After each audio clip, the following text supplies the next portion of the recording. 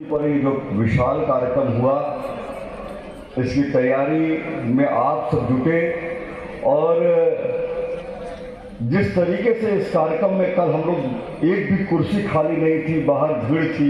मैं सबका आभार व्यक्त करता हूं कि ऐसे समय में जब जगह जगह पे बहुत सारे कार्यक्रम लगे हुए हैं, उसमें आप सब अपने जिलों से आए। मैं बहुत बहुत धन्यवाद और पहले बहुत बहुत आभार व्यक्त करना चाहता हूं आप सबको। और जहां तक ये प्रांतीय युवा प्रकोष्ठ की बात है, श्रद्धेय डॉक्टर साहब ने जब हम लोगों को इसका सपना दिखलाया था, हमारे कुछ साथियों को दिखलाया था कि ये एक विशाल हम ऐसा तंत्र खड़ा करना चाहते हैं कि युवाओं के खून में मिशन का जाना चाहिए और गायत्री परिवार के बच्चों के रक्त में तो है और उनको उभरना चाहिए। तो हम लोगों ने तब इसको छोटे रूप में लेकर के चले थे, संगठन का स्वरूप देना शुरू किया गया था। जिस तरीके से इसका कारवा बढ़ा है आपने कल भी देखा है, और भी जो हम लोगों ने व्यसन मुक्ति अभियान का कार्यक्रम किया था, 1 करोड़ लोगों तक हम बच्चों तक गए थे हस्ताक्षर करा करके, और आदरणीय अपने माननीय मुख्यमंत्री जी को सौंपा था। एक विशाल कार्यक्रम आप सबके कंधों पर वो कार्यक्रम हुआ। उसी के साथ साथ जब हम लोगों ने युग संगीता की बात नागपुर में देखी, उस कार्यक्रम का स्वरूप देखा और मन बनाया था कि उत्तर प्रदेश में भी अब युग संगीता करेंगे। श्रद्धेय डॉक्टर साहब से आशीर्वाद लेने गए, वो मुस्कुरा के बोले कि हाँ, एक युग संगीता करो। जिले बहुत सारे थे, पर उन्होंने काशी की धरती को, महामना की उस धरती को चुना जहां पर हमारे पास कार्यकर्ता कम थे। फिर भी उन्होंने कहा कि नहीं, मैं चाहता हूं कि काशी की धरती पे कार्यक्रम हो। हम आशीष भैया लोग, आदरणीय दुबे जी भाई साहब, उस समय हम लोगों के साथ वहां पर गए और प्रथम युग संगीता समारोह वहां पर किया गया। विशाल और विराट युग संगीता समारोह हुआ। ठंडक की उस जो दौर था, दिसंबर का अंतिम जो समय था, उस ठंडक के दौर में 5000 कुर्सियां लगभग वहां भी भरी थी। वहां पर आदरणीय डॉक्टर साहब भी आए और हमारे चिन्मय भैया भी आए।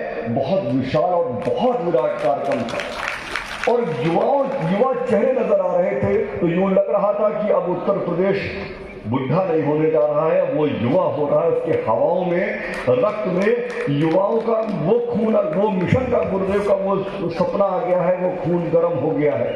उसी के साथ दूसरा चुनाव हुआ श्रावस्ती में, बुद्ध की उस धरती पर। आपको बताएं कि बहुत कम कार्यकर्ता थे हमारे पास वहां पर, हम सोच नहीं पा रहे थे।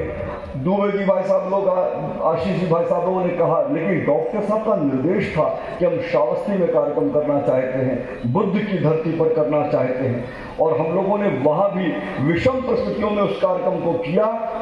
जो लोग भी उस कार्यक्रम में गए, उन्होंने देखा हमारा पंजीयन फेल हो गया था, हमारी व्यवस्थाएं कहीं ना कहीं चरमरा रही थी। युवाओं की वो बुद्ध की वो धरती जिस पर युवाओं का वो जमावड़ा लोगों ने देखा, तो यूं लगा कि नया सृजन हो रहा है। बुद्ध की उस धरती पर जो लोग भी वहां पर आए, उन्होंने उस समय का बुद्धा अवतार भी देखा और इस समय का प्रज्ञा अवतार भी देखा, और वो प्रदर्शनी वहां उनको दिखलाई पड़ी। लोगों ने कहा, जो हमारे कार्यक्रमों में आना पसंद नहीं करते थे, उन्होंने इस बात के लिए कहा कि अरे, बुद्ध का जो कार्य था वही तो गुरुदेव का कार्य है, वही तो गुरुदेव का कार्य है जो हमारे बुद्ध ने हमसे कहा था।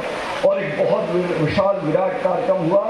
और जब इस धरती को चुना गया वहां पर, तब भी हम लोगों के मन में बात थी कि 1 साल का समय है और 1 साल के इस समय में हम इस कार्यक्रम को करने जा रहे हैं। जिन लोगों ने भी कल ये नजारा देखा, हम लोग तो भैया के साथ भी रहे, भैया इतना खुश होकर के गए हैं इस कार्यक्रम से। मैं आप सबका धन्यवाद देता हूं। ये कार्यक्रम आप सबके कंधों का कार्यक्रम था।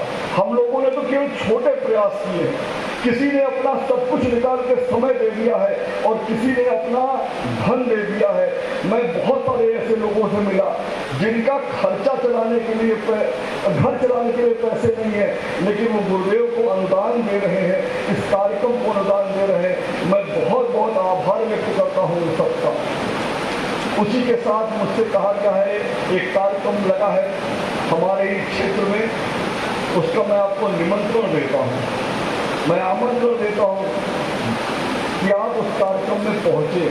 है तो इसी महीने में, पर सजल सैनिकों के लिए कोई दिक्कत वाली बात नहीं है, पीले कपड़े वालों के लिए कोई दिक्कत वाली बात नहीं है। ये घर में कहाँ रहते हैं, ये तो घर छोड़ करके हमेशा बाहर निकले रहते हैं।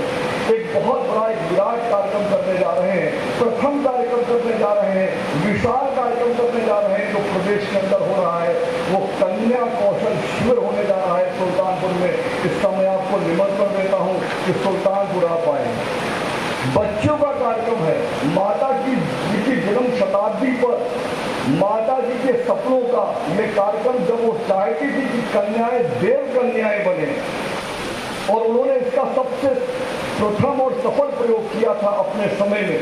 हम उन बच्चों के मन को, जो बच्चियां जिस समय भटक जाती हैं और कहीं अटक जाती हैं, हम उनके मन को बदलने जा रहे हैं, उनकी दिशा को बदलने जा रहे हैं। पहला तो निवेदन करूंगा, कोई गायत्री परिवार का ऐसा परिजन ना हो जिसकी बच्ची, जिसकी बिटिया, जिसकी घर की बेटी उसके अंदर ना आए।